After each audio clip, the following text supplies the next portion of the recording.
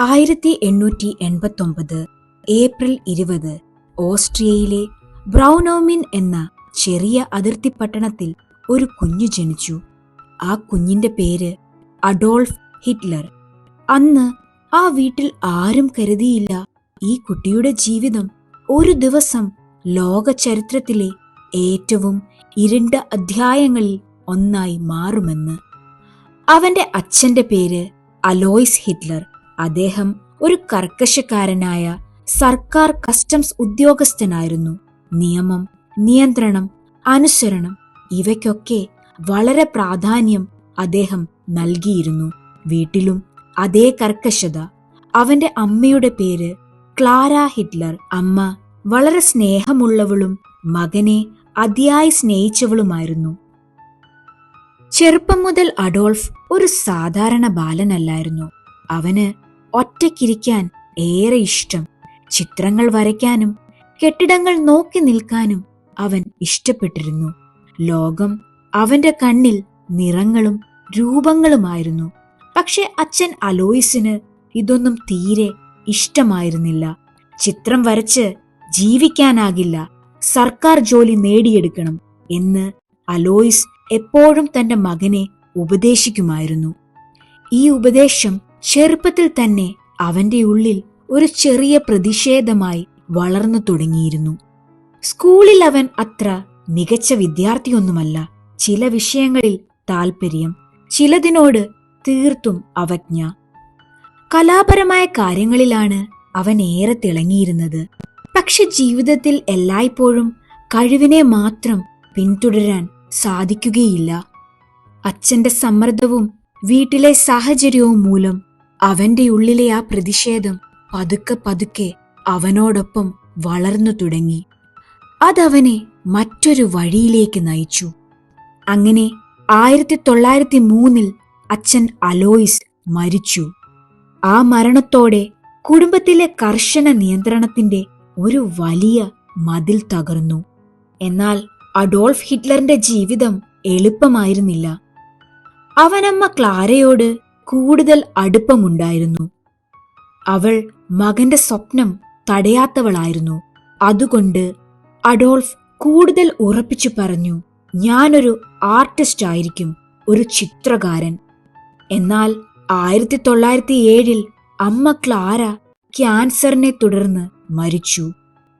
അമ്മയുടെ മരണം അഡോൾഫിന്റെ ഉള്ളം തകർത്തു. അവന്റെ ഉള്ളിൽ വലിയൊരു ശൂന്യത കടന്നുകൂടി. അമ്മയുടെ മരണത്തിനു ശേഷം അഡോൾഫ് വിയനയിലേക്ക് പോയി. വിയന്ന അന്നത്തെ യൂറോപ്പിലെ ഒരു വലിയ സാംസ്കാരിക നഗരമായിരുന്നു. കല, സംഗീതം, രാഷ്ട്രീയം, വംശീയത, ദേശീയത, അങ്ങനെ ഒട്ടേറെ ചിന്തകൾ അവിടെ ഒത്തുചേർന്നിരുന്നു. അതാണ് അവൻ തന്റെ സ്വപ്നം യാഥാർത്ഥ്യമാക്കാനായി എത്തിയ നഗരം. അവൻ വിയനയിൽ അക്കാഡമി ഓഫ് ഫൈൻ ആർട്സ് എന്ന സ്ഥാപനത്തിൽ പ്രവേശിക്കാൻ ശ്രമിച്ചു. അതായത് ചിത്രകല പഠിപ്പിക്കുന്ന പ്രമുഖ സ്ഥാപനങ്ങളിൽ ഒന്നാണ്. പക്ഷെ അവർ അവനെ നിരസിച്ചു. ഒരിക്കൽ മാത്രമല്ല, 2 തവണ. ആ നിരസിക്കൽ അവന്റെ സ്വപ്നങ്ങളുടെ ചിറകുകൾ അരിഞ്ഞു വീഴ്ത്തിയതിന് തുല്യമായിരുന്നു. അത് അഡോൾഫിന്റെ ഹൃദയത്തിൽ ആഴത്തിൽ മുറിവേൽപ്പിച്ചു. അവൻ തന്നോടായി തന്നെ പറഞ്ഞു, എനിക്ക് കഴിവുണ്ട്, പക്ഷെ ഈ ലോകം എന്നെ അംഗീകരിക്കുന്നില്ല. തുടർന്ന് അവൻ വിയനയിൽ വളരെ ബുദ്ധിമുട്ടോടെ ജീവിച്ചു. ചില ദിവസങ്ങളിൽ ഭക്ഷണം പോലും കിട്ടിയില്ല. ചിലപ്പോഴൊക്കെ രാത്രി കിടന്നുറങ്ങാൻ സ്ഥിരമായൊരു സ്ഥലം കിട്ടിയില്ല. ചെറിയ പോസ്റ്റ് കാർഡുകളും കെട്ടിടങ്ങളുടെ ചിത്രങ്ങളും വരച്ച് അത് വിറ്റ് കുറച്ച് പണം കണ്ടെത്തി. ഇതാണ് അവന്റെ ജീവിതത്തിലെ വളരെ നിർണായകമായ കാലം. കാരണം ഈ കാലത്താണ് അവൻ ചുറ്റുമുള്ള രാഷ്ട്രീയ ആശയങ്ങളെ ആഗിരണം ചെയ്യാൻ തുടങ്ങിയത്. വിയനയിൽ അന്ന് ചില രാഷ്ട്രീയ നേതാക്കളും ചില പത്രങ്ങളും ചില കൂട്ടായ്മകളെയും ജനവിഭാഗങ്ങളെയും കുറ്റപ്പെടുത്തുന്ന ഭാഷ ഉപയോഗിക്കുമായിരുന്നു. പ്രത്യേകിച്ച് യഹൂദന്മാരെക്കുറിച്ച് തെറ്റായ കാര്യങ്ങൾ പറയുന്ന ഒരു അന്തരീക്ഷം അവിടെ നിലനിന്നിരുന്നു. അവനിത് കേൾക്കുകയും വായിക്കുകയും മനസ്സിലേക്ക് ഉൾക്കൊള്ളുകയും ചെയ്തു. ഇവിടെ ഒരു കാര്യമാണ് ശ്രദ്ധിക്കേണ്ടത്. യഹൂദന്മാർ എന്നത് ഒരു മതവിഭാഗവും ജനവിഭാഗവുമാണ്. അവർ യൂറോപ്പിലുടനീളം നൂറ്റാണ്ടുകളായി ജീവിച്ചു വന്നു. വ്യാപാരം, വിദ്യാഭ്യാസം, ശാസ്ത്രം, കല, അങ്ങനെ പല മേഖലകളിലും അവർ ഉണ്ടായിരുന്നു. പക്ഷെ യൂറോപ്പിൽ പഴയകാലം മുതൽ തന്നെ ചിലർ അവരെ പുറത്തുള്ളവരായി കണ്ടിരുന്നു. ഇങ്ങനെ യഹൂദന്മാർക്കെതിരായ പഴയകാല വിദ്വേഷ ചിന്തയെയാണ് ആന്റിസെമിറ്റിസം എന്ന് പറയുന്നത്. ഹിറ്റ്ലറും ഈ ആന്റിസെമിറ്റിസം വീണയിൽ കേൾക്കുകയും കാണുകയും പതുക്കെ പതുക്കെ അത് ഏറ്റെടുക്കുകയും ചെയ്തു. അങ്ങനെ 1913 അവൻ ജർമ്മനിയിലെ മ്യൂണിക് നഗരത്തിലേക്ക് മാറി. പിന്നെ 1914 ഒന്നാം ലോക മഹായുദ്ധം പൊട്ടിപ്പുറപ്പെട്ടു. ജർമ്മൻ ദേശീയതയിൽ ഇതിനകം ആകർഷിക്കപ്പെട്ടിരുന്ന അഡോൾഫ് ഹിറ്റ്ലർ ജർമ്മൻ സൈന്യത്തിൽ ചേർന്നു. അവൻ സന്ദേശവാഹകനായി പല മുൻനിര മേഖലകളിലും ജോലി ചെയ്തു. യുദ്ധഭൂമിയിൽ മണ്ണിൽ നീളത്തിൽ കുഴികൾ കുഴിച്ച് അതിനുള്ളിൽ നിന്ന് പോരാടുന്ന ഒരു രീതിയുണ്ട്. ആ കുഴികളെയാണ് ട്രെഞ്ചസ് എന്ന് പറയുന്നത്. ഈ ട്രെഞ്ചസുകളിൽ ജീവിതം ഒരു നരകമായിരുന്നു. ചെളി, തണുപ്പ്, വെടിയുണ്ടകൾ, സ്ഫോടനങ്ങൾ, ഭയം, മരണം, ദിവസവും അടുത്തുള്ള സഹപ്രവർത്തകൻ ജീവനോടെ ഉണ്ടാവുമോ എന്നറിയാത്ത ഒരുതരം അവസ്ഥ. ഈ യുദ്ധം അഡോൾഫിനെ കൂടുതൽ കടുപ്പമുള്ളവനാക്കി. ചിലർ യുദ്ധത്തിൽ നിന്ന് തിരികെ വരുമ്പോൾ സമാധാനത്തെ കൂടുതൽ വിലമതിക്കും. എന്നാൽ ചിലർക്ക് യുദ്ധം തന്നെയാണ് അവരുടെ ലോകം. ഹിറ്റ്ലറിനെ രണ്ടാമത്തെ വിഭാഗത്തിൽ ഉൾപ്പെടുത്താം. യുദ്ധം അവനിൽ ദേശീയത, കോപം, പ്രതികാരം എന്ന ചിന്തകളെ ശക്തമാക്കി. അങ്ങനെ 1918 ജർമ്മനി യുദ്ധത്തിൽ തോറ്റു. ഈ തോൽവി രാജ്യത്തെ ഒട്ടാകെ കുലുക്കി. ജനങ്ങൾ വിശപ്പിലും ദാരിദ്ര്യത്തിലും നിരാശയിലുമായി. ഹിറ്റ്ലറിന് ഈ തോൽവി വ്യക്തിപരമായ ഒരു അപമാനമായി തോന്നി. ഇത്രയും സഹിച്ചിട്ടും ഇത്രയും രക്തം കൊടുത്തിട്ടും എങ്ങനെ നാം തോറ്റു എന്ന ചോദ്യം അവനെ കുത്തിക്കൊണ്ടിരുന്നു. ഈ സമയത്ത് ജർമ്മനിയിൽ ഒരുപാട് ആളുകൾ ഒരു തെറ്റായ ഗൂഢധാരണയെ വിശ്വസിച്ചു തുടങ്ങി.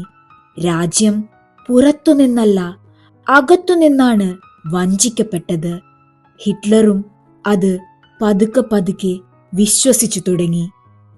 യുദ്ധത്തിന് ശേഷം ജർമ്മനി സാമ്പത്തികമായും സാമൂഹികമായും തകർന്നു. പണമുണ്ടെങ്കിലും അതിന് വിലയില്ലാതെ വരുന്ന ഒരവസ്ഥ. അതിനെ ഹൈപ്പർ ഇൻഫ്ലേഷൻ എന്ന് പറയുന്നു. ഒരു സാധാരണ സാധനം വാങ്ങാൻ പോലും ആളുകൾ ധാരാളം പണം ചിലവാക്കേണ്ടി വരുന്ന ഒരവസ്ഥ. ഇങ്ങനെ ദുരിതത്തിലായ ഒരു ജനതയുടെ മനസ്സിൽ ഉടലെടുക്കുന്നത് പ്രതീക്ഷയേക്കാൾ വേഗം കോപവും വൈരാഗ്യവുമാണ്. ഇതായിരുന്നു ഹിറ്റ്ലറുടെ ഉയർച്ചയുടെ സമയം. അവൻ ജർമ്മൻ വർക്കേഴ്സ് പാർട്ടിയിൽ ചേർന്നു. പിന്നീടത് നാസി പാർട്ടിയായി അറിയപ്പെട്ടു. അവന്റെ വലിയ ആയുധം തോക്കല്ലായിരുന്നു, വാക്കുകളായിരുന്നു. അവൻ സംസാരിക്കുമ്പോൾ ആ വാക്കുകൾ കേൾക്കുന്നവർക്ക് തോന്നുമായിരുന്നു, ഇവൻ നമ്മുടെ മനസ്സിലെ കോപം തന്നെയാണ് പറയുന്നതെന്ന്. ആളുകൾക്ക് അവരുടെ സ്വന്തം വേദനയുടെ പ്രതിധ്വനിയായി അവന്റെ വാക്കുകൾ തോന്നി. അങ്ങനെ 1923 അവൻ ഒരു വലിയ നീക്കം നടത്തി, ബിയർഹാൾ പുഷ്. ഇത് സർക്കാർ അട്ടിമറിക്കാൻ നടത്തിയ ഒരു പരാജയപ്പെട്ട കലാപശ്രമമാണ്. മ്യൂണിക്കിലെ ഒരു വലിയ ബിയർ ഹാളിൽ പ്രാദേശിക നേതാക്കൾ കൂടിയിരുന്നപ്പോൾ ഹിറ്റ്ലറും അനുയായികളും ആയുധങ്ങളുമായി അകത്തു കയറി അധികാരം പിടിച്ചെടുക്കാൻ ഒരു ശ്രമം നടത്തി. കുറച്ചു സമയത്തേക്ക് അത് വലിയൊരു വിപ്ലവം പോലെ തോന്നിച്ചെങ്കിലും പക്ഷേ യഥാർത്ഥത്തിൽ അത് തകരുകയായിരുന്നു. പിറ്റേന്ന് പോലീസ് തടഞ്ഞു. വെടിവെപ്പുണ്ടായി. ആളുകൾ മരിച്ചു. ഹിറ്റ്ലർ അറസ്റ്റിലായി. പക്ഷേ ഹിറ്റ്ലറിന്റെ കഥയിൽ ഇത് പുതിയൊരു വഴിത്തിരിവായിരുന്നു. ജയിലിലിരിക്കുമ്പോൾ അവൻ ആലോചിച്ചു, ബലം കൊണ്ട് അധികാരം പിടിച്ചെടുക്കാൻ പറ്റില്ല. ജനങ്ങളുടെ മനസ്സിലൂടെ കയറണം. അങ്ങനെ അവൻ ഒരു പുസ്തകം എഴുതി. മെയിൻ കാംഫ്, ജർമ്മൻ ഭാഷയിൽ എന്റെ പോരാട്ടം എന്നർത്ഥമുള്ള പുസ്തകമാണത്. അത് വെറുമൊരു ആത്മകഥയല്ല. അവന്റെ ചിന്തകളും ലോകത്തെപ്പറ്റിയുള്ള കാഴ്ചപ്പാടും ഭാവി പദ്ധതികളുമുള്ള ഒരു പുസ്തകം. ജർമ്മനി മഹത്തായ രാജ്യമാകണമെന്നും ഒരു ശക്തനായ നേതാവ് വരണമെന്നും ചില ജനവിഭാഗങ്ങൾ രാജ്യത്തിന്റെ ശത്രുക്കളാണെന്നും അവൻ അതിൽ അവകാശപ്പെട്ടു. പിന്നീട് അവൻ ചെയ്ത ഭീകര കാര്യങ്ങളുടെ നിഴൽ ഇതിനകം ആ പുസ്തകത്തിൽ ഉണ്ടായിരുന്നു. ജയിൽവാസത്തിന് ശേഷം അവൻ തന്റെ തന്ത്രം പൂർണ്ണമായി മാറ്റി. ഇനി നേരിട്ട് കലാപമല്ല, നിയന്ത്രിതവും കൃത്യവും സ്ഥിരവുമായ മുന്നേറ്റം. ഇവിടെ വരുന്നത് പ്രൊപ്പഗാണ്ടയാണ്. പ്രൊപ്പഗാണ്ട എന്നത് ഒരേ ആശയം വീണ്ടും വീണ്ടും ചിത്രങ്ങളിലൂടെയും പോസ്റ്ററുകളിലൂടെയും റേഡിയോ വഴിയും സിനിമ വഴിയും ആളുകളുടെ മനസ്സിൽ പതിപ്പിക്കുന്ന രീതിയെയാണ്. ഹിറ്റ്ലറും അവന്റെ പ്രചാരണ സംഘവും ഒരേ ആശയം സൃഷ്ടിച്ചു. രാജ്യം തകർന്നിരിക്കുന്നു, ജനങ്ങൾ ദുരിതത്തിലാണ്, ഒരു രക്ഷകൻ വരണം. ആ രക്ഷകൻ ഹിറ്റ്ലറാണ്. ഇത് കേട്ടുകൊണ്ടിരുന്ന ജനങ്ങൾ അവനെ വിശ്വസിച്ചു. അവൻ പറഞ്ഞു, നിങ്ങൾ കഷ്ടപ്പെടുന്നത് നിങ്ങളുടെ തെറ്റുകൊണ്ടല്ല, ശത്രുക്കൾ കാരണം. അതിലവൻ തിരഞ്ഞെടുത്ത ശത്രുക്കൾ യഹൂദന്മാരായിരുന്നു. ഇവിടെ മറ്റൊരു വാക്ക് പ്രസക്തമാകുന്നു, സ്കേപ്പ് ഗോട്ട്. സ്വന്തം പ്രശ്നങ്ങളുടെ കാരണം മറ്റൊരാളിൽ ചുമത്തുന്ന രീതിയാണ് സ്കേപ്പ് ഗോട്ട്. ജർമ്മനിയിലെ തൊഴിലില്ലായ്മ, ദാരിദ്ര്യം, തോൽവി, അപമാനം ഇവയെല്ലാം യഹൂദന്മാരുടെ തലയിൽ ചുമത്തപ്പെട്ടു. അത് സത്യമല്ലായിരുന്നു. പക്ഷേ വേദനയിലായ സമൂഹത്തിന് ഒരു ലളിതമായ ഉത്തരം വേണമായിരുന്നു. ഹിറ്റ്ലർ അതാണ് കൊടുത്തത്. 1933 ഹിറ്റ്ലർ ചാൻസലറായി. അധികാരം കിട്ടിയതോടെ അവൻ ജനാധിപത്യത്തിന്റെ വാതിലിലൂടെ കയറി. അതേ വാതിൽ അകത്തുനിന്ന് പൂട്ടി. പിന്നീട് അങ്ങോട്ട് ജർമ്മനിയിൽ യഹൂദന്മാർക്ക് പീഡനങ്ങളുടെ കാലമായിരുന്നു. യഹൂദന്മാർക്കെതിരായ നടപടികൾ ഘട്ടം ഘട്ടമായി നടന്നു. ആദ്യം അവരെ ജോലികളിൽ നിന്ന് മാറ്റി, പിന്നെ സമൂഹത്തിൽ നിന്ന് വേർതിരിച്ചു, പിന്നെ നിയമപരമായി അപമാനിച്ചു. 1935 ന്യൂറംബർഗ് ലോസ് നിലവിൽ വന്നു. ന്യൂറംബർഗ് ലോസ് എന്നാൽ യഹൂദന്മാരെ അവരുടെ പൗരാവകാശങ്ങളിൽ നിന്ന് വേർതിരിക്കുകയും സമൂഹത്തിൽ അവരെ രണ്ടാം തരം ആളുകളായി മാറ്റുകയും ചെയ്യുന്ന നിയമങ്ങളാണ്. അവർക്ക് വിവാഹം, പൗരത്വം, തൊഴിൽ, സാമൂഹിക പങ്കാളിത്തം എല്ലായിടത്തും നിയന്ത്രണങ്ങൾ വന്നു. 1938 മറ്റൊരു സംഭവം നടന്നു, ക്രിസ്റ്റലൻ ആക്ട്. യഹൂദരുടെ കടകളും വീടുകളും പ്രാർത്ഥനാലയങ്ങളും ആക്രമിക്കപ്പെട്ടു. ചില്ലുകൾ തകർന്നു വീണു. അങ്ങനെ ചില്ലുകൾ തകർന്നു വീണ ആ രാത്രിയെ ക്രിസ്റ്റലൻ ആക്ട് എന്ന് വിളിക്കുന്നു. അങ്ങനെ യഹൂദന്മാർ ഭയത്തിലാഴ്ന്നു. ലോകമത് നോക്കി നിന്നു. ഇത് ഒരു വലിയ വിനാശത്തിന്റെ തുറന്ന മുന്നറിയിപ്പായിരുന്നു. തുടർന്ന് യഹൂദന്മാരെ കോൺസെൻട്രേഷൻ ക്യാമ്പ്സിലേക്ക് അയച്ചു.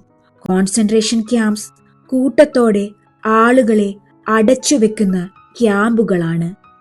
അവിടെ മനുഷ്യരെ മനുഷ്യന്മാരായി കാണാറില്ല. വിശപ്പ്, രോഗം, നിർബന്ധിത പ്രവർത്തനം, അപമാനം. പിന്നീട് അത് കൂടുതൽ ഭീകരമായി എക്സ്റ്റർമിനേഷൻ ക്യാമ്പുകളായി മാറ്റപ്പെട്ടു. എക്സ്റ്റർമിനേഷൻ ക്യാമ്പ്സ് കൊല്ലുന്നതിനായി മാത്രം രൂപകൽപ്പന ചെയ്ത ക്യാമ്പുകളായിരുന്നു. ഇതെല്ലാം ചേർന്ന ചരിത്രത്തെയാണ് ഹോളോകോസ്റ്റ് എന്ന് വിളിക്കുന്നത്. ഹോളോകോസ്റ്റ് എന്നത് യഹൂദന്മാരെയും മറ്റു ചില വിഭാഗങ്ങളെയും നശിപ്പിക്കാൻ നടത്തിയ കൂട്ടക്കൊലയെയാണ്. ഏകദേശം 60 ലക്ഷം യഹൂദന്മാർ കൊല്ലപ്പെട്ടു. പക്ഷേ അതോടെ അവസാനിച്ചില്ല. അതേ ഭരണകാലത്ത് റോമ ജനവിഭാഗം ശാരീരികമോ മാനസികമോ ആയ വൈകല്യമുള്ളവർ, ഹിറ്റ്ലറെ എതിർത്ത രാഷ്ട്രീയ വിരോധികൾ, സ്വവർഗ അനുരാഗികൾ, യഹോവയുടെ സാക്ഷികൾ തുടങ്ങിയവരെയും ലക്ഷ്യമാക്കി പീഡിപ്പിക്കുകയും കൊല്ലുകയും ചെയ്തു. അങ്ങനെ ഒരു മനുഷ്യന്റെ ഉള്ളിലെ ഇരുട്ട് ഒരു രാജ്യത്തിന്റെ നിയമമായി മാറി. ഹിറ്റ്ലർ വെറുമൊരു ഭരണാധികാരി മാത്രമല്ലായിരുന്നു, ഒരു ഭയപ്പെടുത്തുന്ന ശക്തിയായി അവൻ ഇതിനോടകം മാറിക്കഴിഞ്ഞിരുന്നു. 1939 അവൻ പോളണ്ടിനെ ആക്രമിച്ചു. പോളണ്ട് യൂറോപ്പിലെ ഒരു രാജ്യമായിരുന്നു.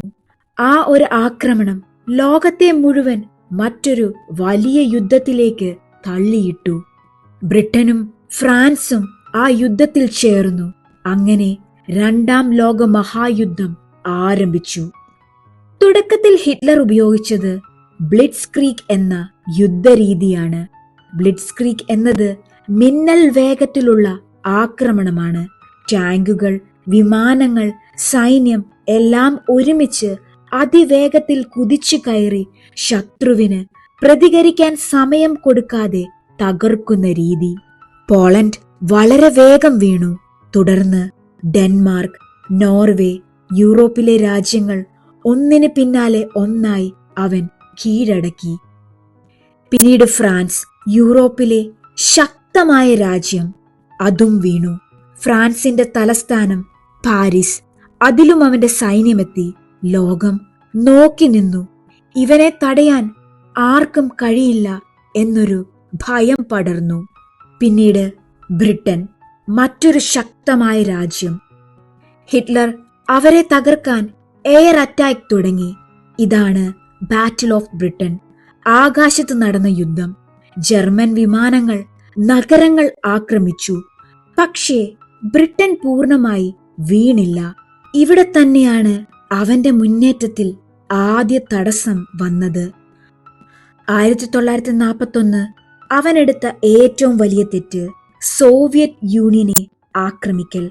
സോവിയറ്റ് യൂണിയൻ എന്നത് റഷ്യയും അതിന്റെ ചുറ്റുമുള്ള പല രാജ്യങ്ങളും ചേർന്ന വലിയ ശക്തമായ രാജ്യസംഘമാണ്. തുടക്കത്തിൽ ജർമ്മൻ സൈന്യം വേഗത്തിൽ മുന്നേറി ആയിരക്കണക്കിന് കിലോമീറ്റർ കടന്നു. പക്ഷേ പിന്നീട് യുദ്ധത്തിന്റെ ഗതി മാറി. കടുത്ത ശീതകാലം വന്നു. മൈനസ് താപനില.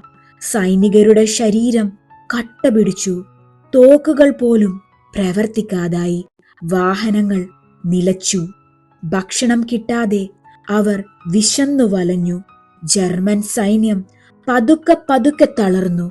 ഇതോടൊപ്പം സോവിയറ്റ് സൈന്യം തങ്ങളുടെ തന്ത്രങ്ങൾ മാറ്റി. അവർ പിന്നോട്ടു പോകുമ്പോൾ വഴിയിലുള്ള എല്ലാം നശിപ്പിച്ചു.